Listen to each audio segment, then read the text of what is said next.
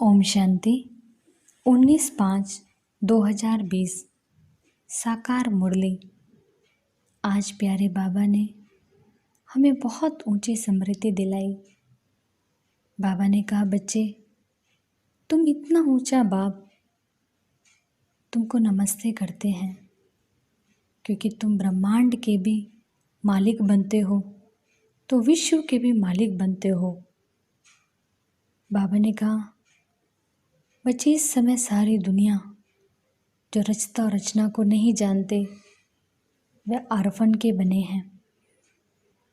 तुम बच्चों को रूहानी बाप, रूहानी टीचर, रूहानी सतगुरु मिला है, तो तुम बच्चों को कितनी खुशी होनी चाहिए। बाबा ने कहा, ऊंचे ते ऊंच गीता गाई हुई है, क्योंकि गीता है क्रिएटर। बाकी सारे शास्त्र जो हैं वो पत्ते क्रिएशन है, रचना है। बाबा ने कहा, बच्चे अगर मैं सर्वव्यापी हूँ तो फिर सारे ही फादरहुड हो जाए, फिर कौन किसका दुख हरे। बाप का तो गायन ही है, दुख हरता सुख करता। बाबा ने कहा, फादरहुड कहते हैं तो अर्थ कुछ भी नहीं जानते हैं। बाबा ने कहा, बच्चे तुम बच्चों को मंदिर में जाकर पूछना चाहिए, तुम कृष्ण के मंदिर में अब के फूल नहीं चढ़ाते हो, शिव बाबा के आगे ही क्यों चढ़ाते हो। ऐसे ऐसे प्रश्न पूछकर तुम बच्चों को सर्विस करनी है। बाबा ने कहा, बच्चे भारत की महिमा ऊंचे से ऊंच है। भारत अविनाशी खंड है, क्योंकि शिव बाबा का ये अवतरण स्थान है। बाबा ने कहा, इस समय ये कांटों का जंगल है, मैं तुमको फूलों के बगीचे में ले चलता हूँ, और ये पढ़ाई ऊंचे से ऊंच है। इस पढ़ाई से तुम मनुष्य से देवता बनते हो। बाकी पढ़ाई से तो कोई बैरिस्टर बनते, डॉक्टर बनते, लेकिन देवता नहीं बन सकते। तो बाबा हमको ऊंचे से ऊंच पढ़ाई पढ़ाते हैं। बाबा ने कहा, बच्चे इस समय मौत सामने खड़ा है, तुम सब वानप्रस्थी हो, तुम्हें अब एक बाप को ही याद करना है। और आज हम विशेष ये भी ध्यान देंगे कि बाबा ने सत्युग की कितनी ऊंच महिमा की है, वो भी हम खास नोट करेंगे कि बाबा हमें कितनी सुंदर दुनिया में ले जा रहे हैं। तो ऐसे बहुत सुंदर बाबा ने हमको मुरली में नशा चढ़ाया। बच्चे मैं तुम बच्चों को क्या से क्या बनाता हूँ, तो ऐसे बाप को हमें बड़े प्यार से याद करना है। तो सुनते हैं प्यारे बाबा की मुरली। मीठे बच्चे, तुम अभी शांति धाम, सुख धाम में जाने के लिए ईश्वरीय धाम में बैठे हो। ये सत का संग है जहाँ तुम पुरुषोत्तम बन रहे हो। प्रश्न, तुम बच्चे बाप से भी ऊंच हो, नीच नहीं। कैसे? बाबा कहते, बच्चे मैं विश्व का मालिक नहीं बनता, तुम्हें विश्व का मालिक बनाता हूँ, तुम ब्रह्मांड का मालिक बनाता हूँ। मैं ऊंचे से ऊंच बाप तुम बच्चों को नमस्ते करता हूँ, इसलिए तुम मेरे से भी ऊंच हो। मैं तुम मालिकों को सलाम करता हूँ, तुम फिर ऐसा बनाने वाले बाप को सलाम करते हो। ओम शांति। मीठे मीठे रूहानी बच्चों को नमस्ते।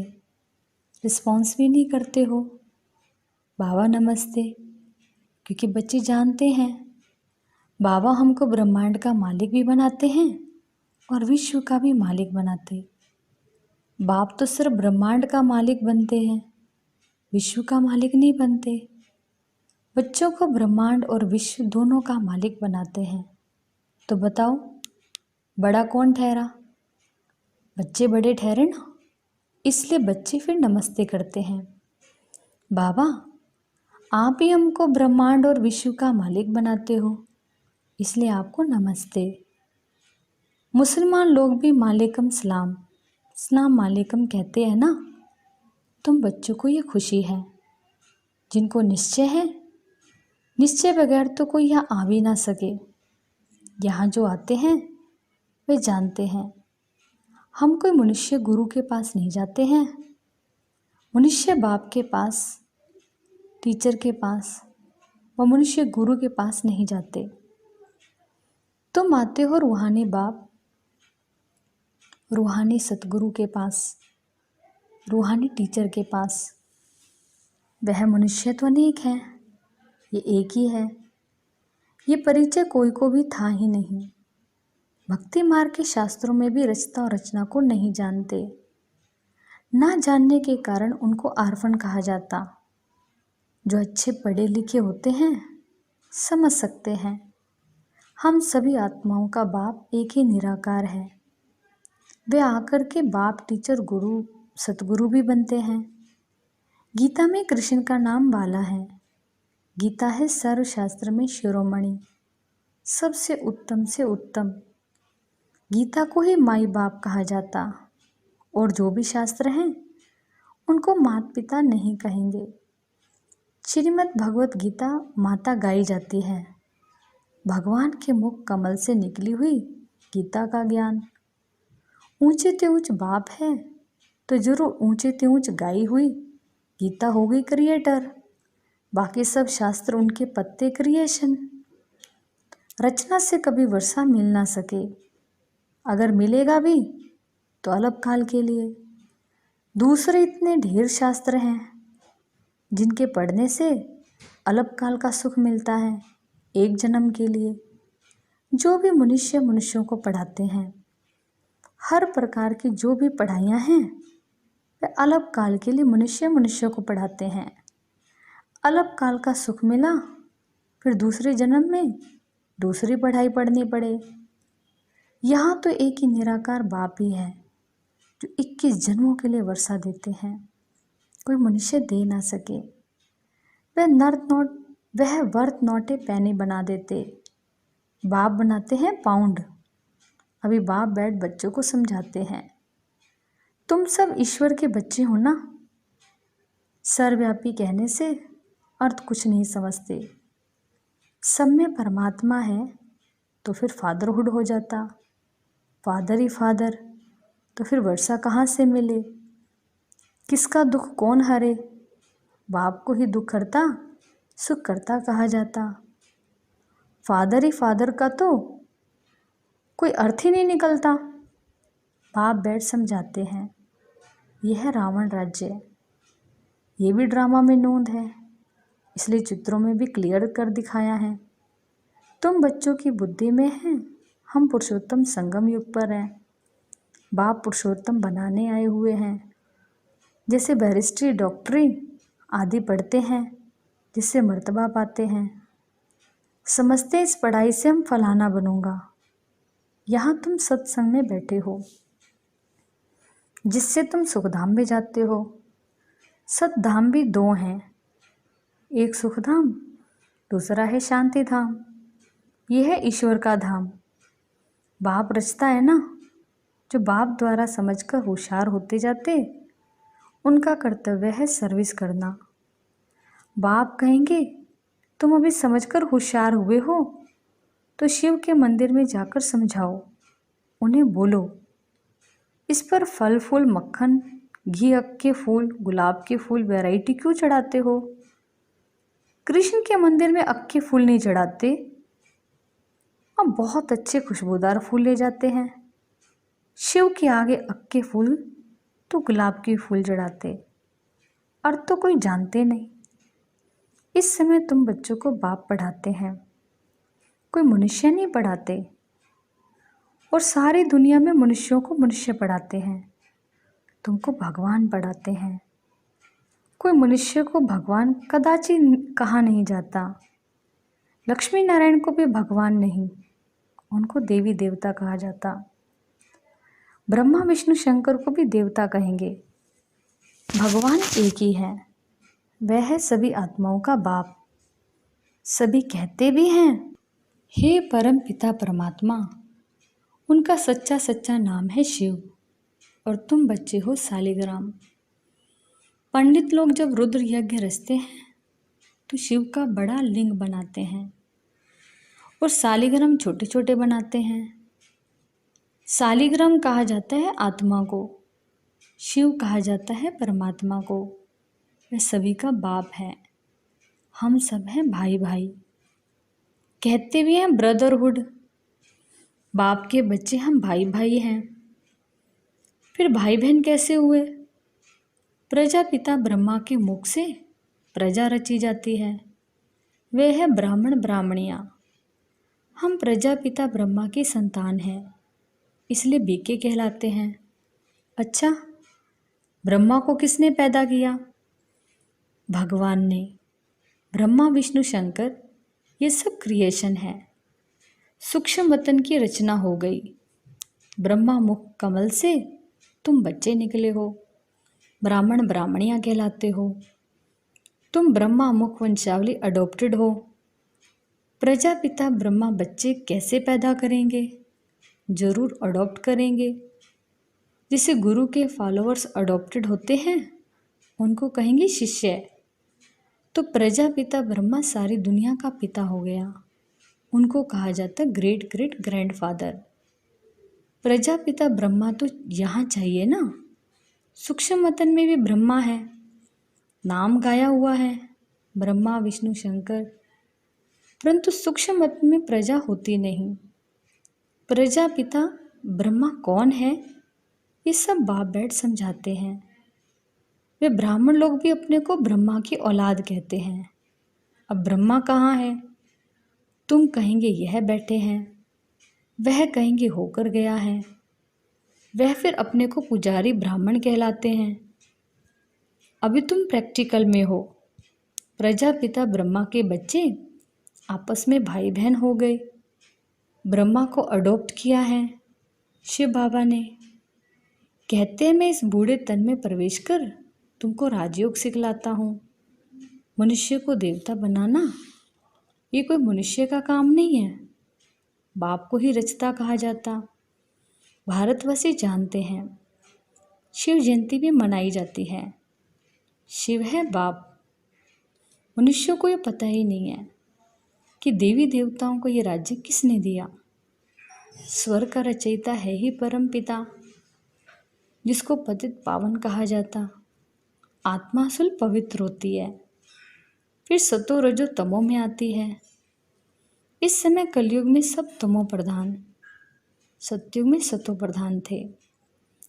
आज से 5000 वर्ष पहले इन लक्ष्मी नारायण का राज्य था।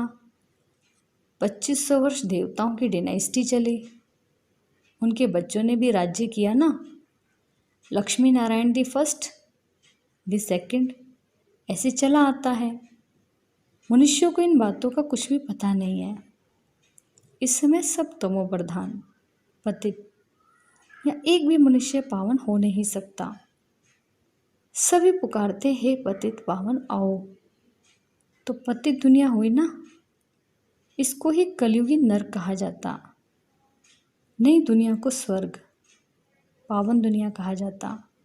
ये पतित कैसे बने ये कोई नहीं जानते। भारत में एक भी मनुष्य नहीं जो अपने 84 जन्मों को जानता हो। मनुष्य मैक्सिमम 84 जन्म लेते हैं, मिनिमम एक जन्म। भारत को अविनाशी खंड माना गया है क्योंकि यहाँ ही शिव बाबा का अवतरण होता है। भारत खंड कभी विनाश नहीं हो सकता। बाकी जो अनेक खंड हैं वह सब विनाश हो जाएंगे। इस समय आदि सनातन देवी देवता धर्म प्रायलोप हो गया। कोई भी अपने को देवता नहीं कहलाते क्योंकि देवता सतो प्रधान पावन थे। अभी तो सभी पतित पुजारी बन गए हैं, ये भी बाप बैठ समझाते हैं। भगवानोवाच है ना, भगवान सभी का बाप है। वे एक ही बार भारत में आते हैं। कब आते हैं? पुरुषोत्तम संगम युग पर। इस संगम युग को ही पुरुषोत्तम कहा जाता है। यह संगम युग है कलयुग से सतयुग, पतित से पावन बनने का। कलयुग में रहते हैं पतित मनुष्य, सतयुग में है पावन देवता, इसलिए इनको पुरुषोत्तम संगम युग कहा जाता। जबकि बाप आकर पतित से पावन बनाते हैं। तुम आए हो मनुष्य से देवता पुरुषोत्तम बनने। मनुष्य तो ये भी नहीं जानते कि हम आत्माएं निर्वाण धाम में रहती हैं, वहाँ से आते हैं पाठ बजाने। इस नाटक की आयु 5000 वर्ष है। हम इस बेहद के नाटक में पाठ बजाते हैं। इतने सब मनुष्य पाठधारी हैं। ये ड्रामा का चक्कर फिरता रहता, कभी बंद होने का नहीं है। पहले पहले इस नाटक में सत्युग में पाठ बजाने आते हैं देवी देवता, फिर त्रेता में क्षत्रिय। इस नाटक को भी जानना चाहिए ना, यह ही कांटों का जंगल। सब मनुष्य दुखी हैं। कलयुग के बाद फिर सत्युग आता है। कलयुग में ढेर मनुष्य हैं। सत्युग में कितने होंगे? बहुत थोड़े। आदि सनातन सूर्यवंशी देवी देवता ही होंगे। ये पुरानी दुनिया अब बदलनी है। मनुष्य सृष्टि से फिर देवताओं की सृष्टि होगी। आदि सनातन देवी देवता धर्म था, परंतु अब अपने को देवता कहलाते नहीं, अपने धर्म को भूल गए हैं। ये सिर्फ भारतवासी ही हैं जो अपने धर्म को भूल गए हैं। हिंदुस्तान में रहने के कारण हिंदू धर्म कह देते हैं। देवताएं तो पावन थे, ये है पतित, इसलिए अपने को देवता कह नहीं सकते। देवताओं की पूजा करते रहते हैं, अपने को पापी नीच कहते हैं। अब बाप समझाते हैं तुम ही पूज्य थे, फिर तुम ही पुजारी पतित बने। हम सो का अर्थ भी समझाया है। वह कह देते आत्मा सो परमात्मा, यह है झूठा अर्थ। झूठी माया, झूठी काया, झूठा जग संसार। सत्युग में ऐसे नहीं कहेंगे। सचखंड की स्थापना बाप करते हैं, झूठखंड फिर रावण बनाते हैं। ये भी बाप आकर समझाते हैं। आत्मा क्या है, परमात्मा क्या है, ये भी कोई नहीं जानते। बाप कहते हैं तुम आत्मा बिंदी हो, तुम्हारे में 84 जन्मों का पाठ नोंदा हुआ है। हम आत्मा कैसी हैं ये कोई नहीं जानते। हम बरिस्टर हैं, फलाना हैं, ये जानते हैं, बाकी आत्मा को एक भी नहीं जानते। बाप ही आकर पहचान देते हैं।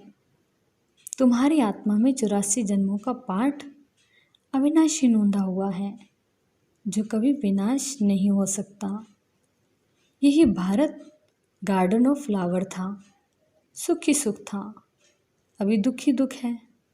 ये बाप नॉलेज देते हैं। तुम बच्चे बाप द्वारा अभी नई नई बातें सुनते हो। सबसे नई बात है मनुष्य से देवता बनना है। तुम जानते हो मनुष्य से देवता बनने की पढ़ाई कोई मनुष्य नहीं पढ़ाते, भगवान पढ़ाते हैं। उस भगवान को सर्वव्यापी कहना ये तो गाली देना है। अब बाप समझाते हैं मैं हर 5000 वर्ष के बाद आकर भारत को स्वर्ग बनाता हूँ, रावण नरक बनाते हैं। ये बातें दुनिया में और कोई नहीं जानते। बाप ही आकर तुमको मनुष्य से देवता बनाते हैं। गायन भी है, मूत पिलीती कपड़ धोए, वहाँ विकार होता ही नहीं। वह ही संपूर्ण निर्विकारी दुनिया।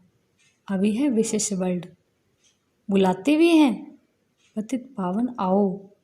हमको रावण ने पतित बनाया है, परंतु जानते ही नहीं कि रावण कब आया, क्या हुआ।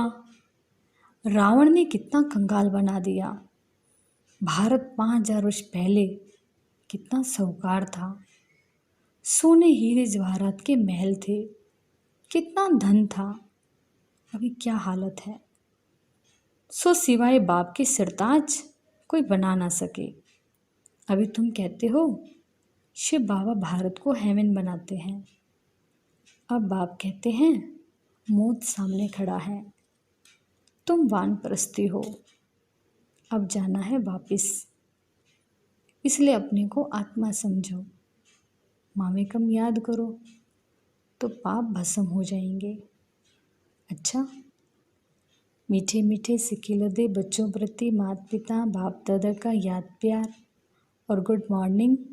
रूहानी बाप की रूहानी बच्चों को नमस्ते। धारणा के लिए मुख्य सार। पहला पॉइंट, हम ब्रह्मा मुख वंशावली ब्राह्मण हैं। स्वयं भगवान हमें मनुष्य से देवता बनाने की पढ़ाई पढ़ा रहे हैं। इस नशे और खुशी में रहना है। पुरुषोत्तम संगम युग पर पुरुषोत्तम बनने का पुरुषार्थ करना है। दूसरा पॉइंट, अभी हमारी वानप्रस्थ अवस्था है, मौत सामने खड़ा है, वापस घर जाना है, इसलिए बाप की याद से सब पापों को भस्म करना है। आज का वरदान, रूहानी यात्री हूँ, इस स्मृति से सदा उपराम, न्यारे और निर्मोही भाव।